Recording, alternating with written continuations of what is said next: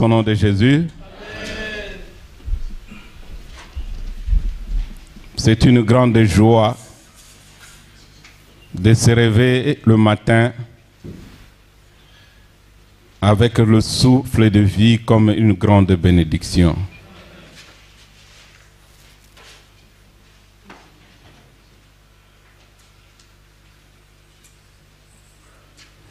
Je bénis le Seigneur pour ta présence en ces lieux. Et je bénis le Seigneur pour tous les serviteurs et les servantes de Dieu qui œuvrent dans cette église. Nous sommes en train de commémorer 3 années de la marche avec le Seigneur. Voilà pourquoi nos cœurs ne sont pas enflés d'orgueil. Avec beaucoup d'humilité, nous reconnaissons que notre participation était peut-être de 10%, mais la participation de Jésus-Christ était de 90%. Nous croyons qu'il va encore faire de grandes choses. Sans plus tarder, nous allons prendre nos Bibles, s'il vous plaît, et nos blocs-notes. Nous allons parler en très peu de temps sur le cœur reconnaissant.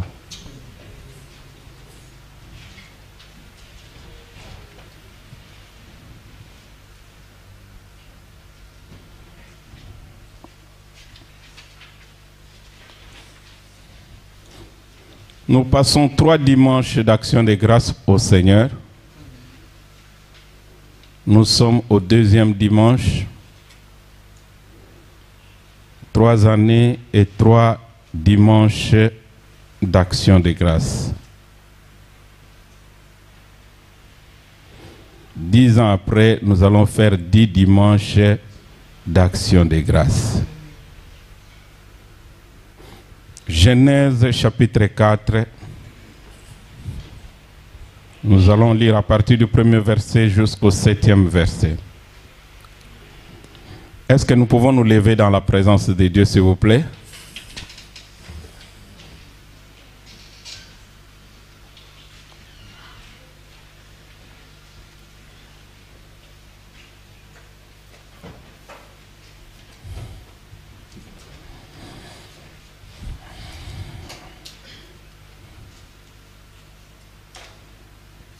Est-ce qu'on peut éviter le va-et-vient, s'il vous plaît? Genèse chapitre 4. Nous allons lire à partir du 1er verset jusqu'au 7e verset. Je lis au nom de Jésus. Adam connut Ève, sa femme. Elle conçut et elle enfanta Caïn. Et elle dit, j'ai acquis un homme par l'Éternel. Elle enfanta encore son frère Abel. Abel fut berger et Caïn fut laboureur. Au bout de quelque temps, Caïn fit à l'Éternel une offrande de fruits de la terre. Et Abel, de son côté, en fit une des premiers-nés de son troupeau et de leur graisse. L'Éternel porta un regard favorable sur Abel et sur son offrande. Mais il ne porta pas un regard favorable sur Caïn et sur son offrande. Caïn fut irrité et son visage fut abattu. Et l'Éternel dit à Caïn, pourquoi es-tu irrité et pourquoi ton visage est-il abattu?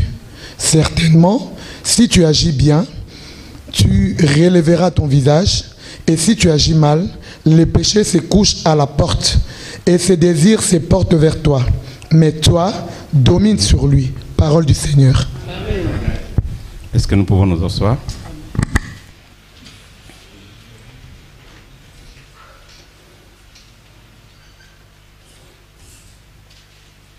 Le cœur reconnaissant, c'est un cœur qui adore le Seigneur, qui sert le Seigneur. Bien-aimés, la parole que nous venons de lire, il y a 2 mots qui sont vraiment très capitaux dans notre petit enseignement de ce matin. C'est une famille des parents de Caïn et d'Abel. la première leçon que nous allons tirer, les parents disent, j'ai formé un homme avec l'aide de l'Éternel. J'ai formé un homme avec l'aide de l'Éternel. Dieu lui-même, il a formé, quand il a créé l'homme, c'est par son pouvoir et sa puissance qu'il a créé l'homme. Alléluia. Mais ce qui m'intéresse ici, les parents de l'homme qui était formé par Dieu, créé par Dieu, donc sans Dieu, il ne pouvait pas exister. Amen. Maintenant, eux, à leur tour, ils donnent naissance à 2 enfants, mais ils disent, nous avons eu ces enfants avec l'aide de l'Éternel. Je ne sais pas qu'est-ce que toi tu as eu sans l'aide de l'Éternel. Moi, tout ce que j'ai eu, je l'ai eu avec l'aide de l'Éternel. Je ne sais pas qu'est-ce que toi tu as reçu sans avoir reçu de la part de l'Éternel. Tout ce que nous avons vient de l'Éternel. Ne pense pas que tu es meilleur, ne pense pas que moi je suis meilleur par rapport aux autres. Mais l'amour de Dieu est descendu vers toi et vers moi pour que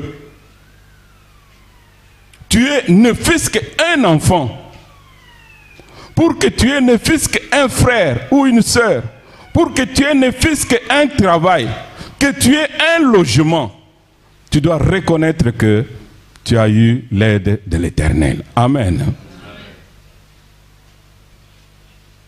Les parents reconnaissent que sans l'Éternel, ils n'auraient pas pu former cet enfant-là. Ce n'est ni par notre force. Bien-aimés, la reconnaissance est une grande source de bénédiction. Et si tu veux avoir la victoire sur les ennemis, marche dans la gratitude envers l'Éternel notre Dieu. Les parents reconnaissent, malgré leur santé, malgré leur force, malgré leur vigueur, mais ils reconnaissent qu'il y a eu l'aide de l'Éternel qui était capitale pour qu'ils reçoivent un homme dans leur maison. Plus tard, nous voyons les enfants que les parents ont reçus. Ils ont commencé à travailler. Comme toi, tu as commencé à travailler. Même si tu travailles à la maison, c'est un travail.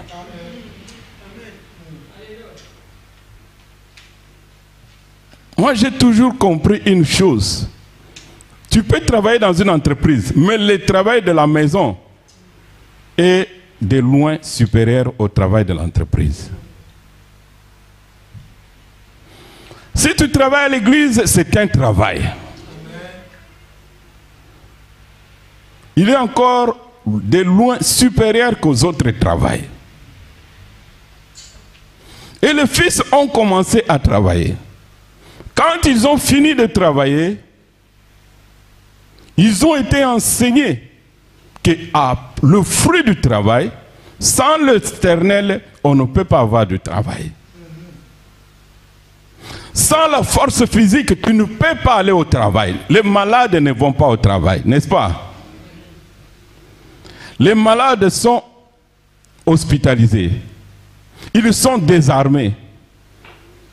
Et combien plus fort, les morts. Les morts sont morts, n'est-ce pas? Aujourd'hui, aucun mort ne peut se marier. Aucun mort ne peut introduire un CV pour dire, moi le mort, je cherche un travail. Mais si toi et moi nous vivons, c'est puisqu'il y a quelqu'un qui t'a prêté le souffle de vie. Après le travail, ils ont compris que le fruit de leur travail, ils doivent partager la gloire, ils doivent partager leur revenu avec l'Éternel. C'est peut-être quelque chose que tu n'aimes pas entendre, mais c'est une grande force et une source de bénédiction. Ils ont partagé, mais curieusement, avant de partager, on doit d'abord recevoir, n'est-ce pas? Avant de donner, on doit d'abord recevoir. Ils ont reçu le souffle de vie, ils ont reçu le travail, l'autre était au champ et l'autre était berger. Mais tous, ils ont travaillé. Mais maintenant, il y a le cœur. Vous savez, Dieu, il a d'abord donné Jésus-Christ pour que nous puissions posséder Jésus-Christ. Dieu a d'abord envoyé Jésus pour que nous qui avons Jésus, nous puissions vivre les bontés de Jésus-Christ. Ils ont travaillé et à la fin de leur travail, ils ont pensé à l'Éternel. C'est là où le cœur de l'homme est bon ou il est mauvais.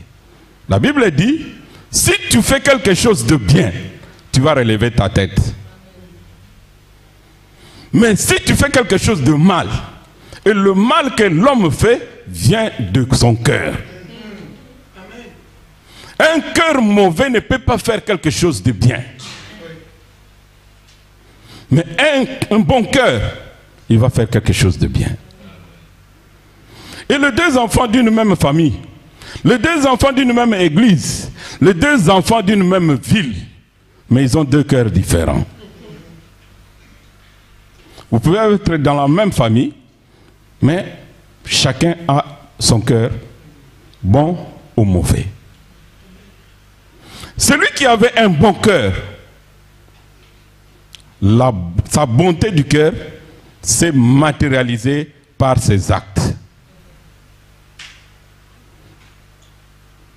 La Bible dit, il a choisi les prémices de son revenu pour offrir à Dieu le bétail et la graisse.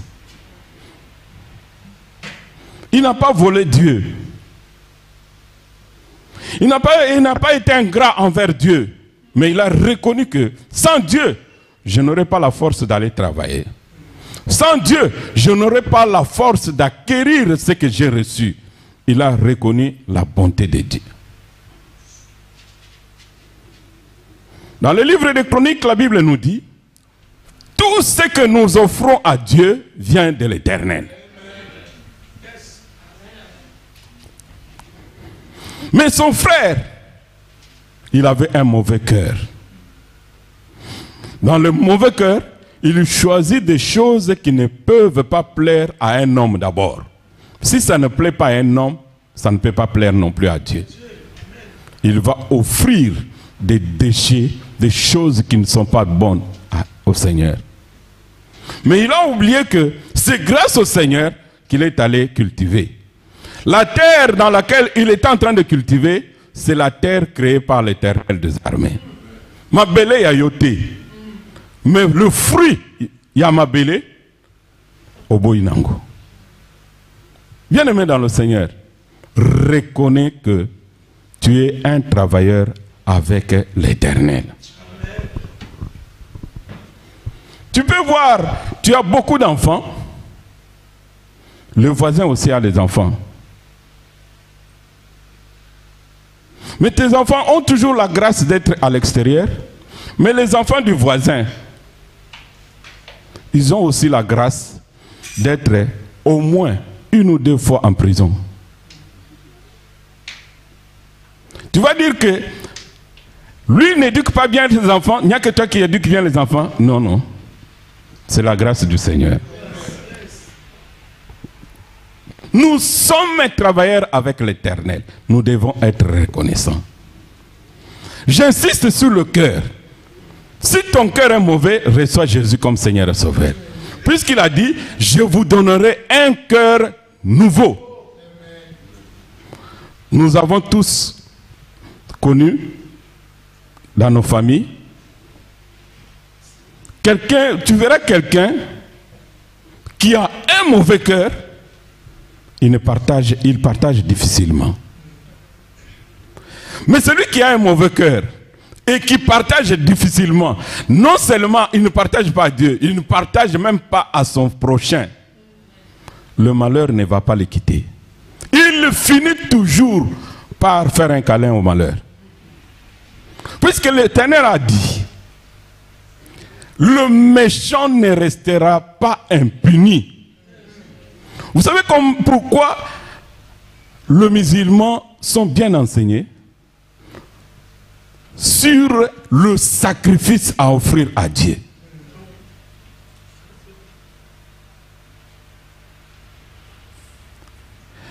On n'a pas besoin de beaucoup parler, puisque leurs cœurs sont disposés. Ils savent que la loi divine, ce que toi tu sèmes, tu vas le récolter. Amen. Si tu sèmes la méchanceté, tu récoltes aussi la méchanceté. Si tu fais de la largesse, tu vas récolter aussi de la largesse. Bien-aimé, que ton cœur soit toujours disposé. Dieu te bénit, pense à Dieu en premier. Puisque celui qui offre à l'Éternel, il est en train de multiplier ce qu'il possède. 2 Corinthiens chapitre 9, verset 7.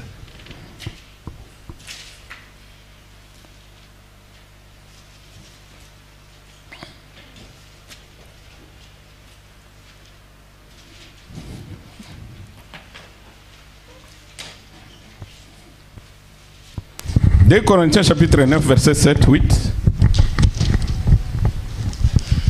Tu peux lire s'il te plaît? Je lis au nom de Jésus. De même que vous excellez en toutes choses, en foi, en parole, en connaissance, en zèle et à tous égards, et dans votre amour pour nous, faites en... 2 Corinthiens 7. 2 Corinthiens chapitre 9, verset 7. Je lis au nom de Jésus. Que chacun donne comme il a résolu en son cœur, sans tristesse ni contrainte, car Dieu aime celui qui donne avec joie. Et Dieu peut vous combler de toutes ses grâces, afin que, possédant toujours en toutes choses de quoi satisfaire à tous vos besoins, vous ayez encore en abondance pour toute bonne œuvre. Parole du Seigneur. Amen. La Bible dit que chacun donne comme il a résolu avec joie. Quand quelqu'un a un mauvais cœur, il ne donne pas avec joie. Vous avez déjà remarqué? Moi, je connais quelqu'un, un des gens de ma famille. Même si tu vas tu étais de passage pour lui dire bonjour, il te dit déjà, ah, tu es venu me voir à une mauvaise période. Donc il est en train de te préparer pour te dire que ou bien ce que sengi ogozoelo hote. Il te dit déjà, ah oui, au talanga période à ma baie, il a un mauvais cœur. Ayons un bon cœur. Les gens qui ont un mauvais cœur, ils partagent difficilement. Mais si à un humain tu ne donnes pas, ce n'est pas à Dieu que tu vas donner. Puisque l'humain, peut-être tu peux dire, l'humain ne me donne rien. Mais Dieu qui te donne, tu ne donnes pas. Si tu donnes à Dieu, il faut donner aussi aux humains. Que chacun donne comme il a résolu dans son cœur, des bons cœurs. Des bons cœurs. Pourquoi? Quand tu as un bon cœur, le cœur est disposé. Et un bon cœur, on n'a pas un bon cœur naturellement. On a un bon cœur quand Jésus habite dans le cœur. Amen. On ne peut pas avoir un bon cœur sans Jésus. On fait semblant. Mais quand Jésus est dans son cœur, on a un bon cœur. Amen, amen. Pasteur nous a enseigné l'autre fois. Notre frère Zachée a rencontré le Seigneur. Et quand il a rencontré le Seigneur, c'est le Seigneur qui lui a dit de donner? Ce n'est pas le Seigneur qui lui a dit de donner. Quand quand le cœur de Jésus est entré en lui, il a dit, Seigneur, je vais donner aux nécessités. Si j'ai commis un tort à quelqu'un, je vais lui rendre le quadruple. Pourquoi? Puisque son cœur a déjà changé. Bien-aimé, aujourd'hui tu peux donner même des millions au Seigneur. Mais si ton cœur est mauvais, tu n'as rien fait. Si ton cœur est mauvais, tu viens avec 10 000 euros ici. Pasteur, mais 10 000 euros pour le projet de l'église. Je vais le prendre. Mais je vais te dire que si ton cœur est mauvais, tu n'iras pas au ciel à cause de ça. Amen. Dieu dit, il a porté un regard d'abord à Abel avant de porter le regard sur son offrande. Regardez bien. Hein? D'abord, Dieu regarde le cœur de quelqu'un. Parce qu'il y a des gens qui donnent à un sengoté.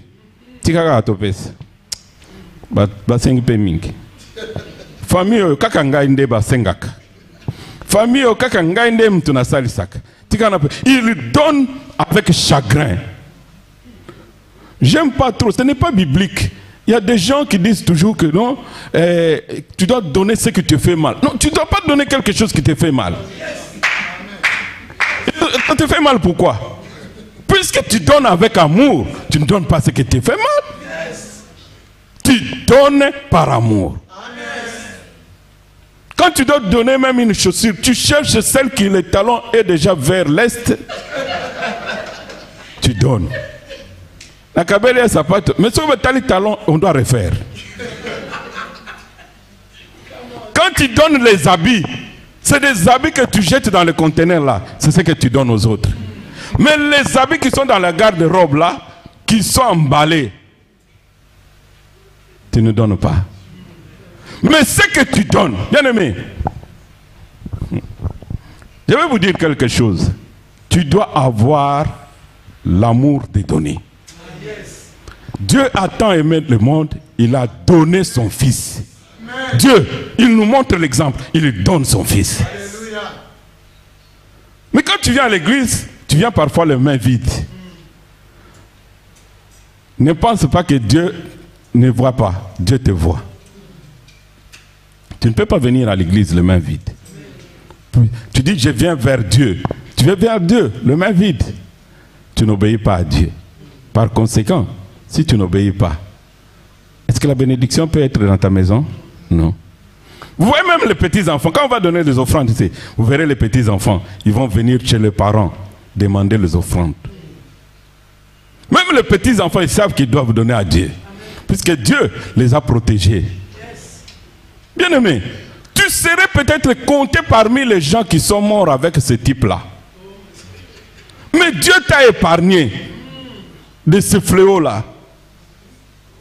Tu entendais seulement. Oh, Kuna Basalibo. Kuna, les noms 400 morts. Kuna, 200 morts. Tu penses que ces gens-là sont meilleurs, sont des pécheurs? Ils n'étaient pas tous des pécheurs. Mais toi, Dieu t'a épargné. Il y a des sociétés qui ont fermé, mais toi, ta société est encore ouverte. Pense au Seigneur bien-aimé. Ne refusez pas de donner. Ne dis pas que je n'ai rien. Vous savez, il y a une femme dans 2 Rois chapitre 4. Une femme qui avait un problème de dette avec le créancier.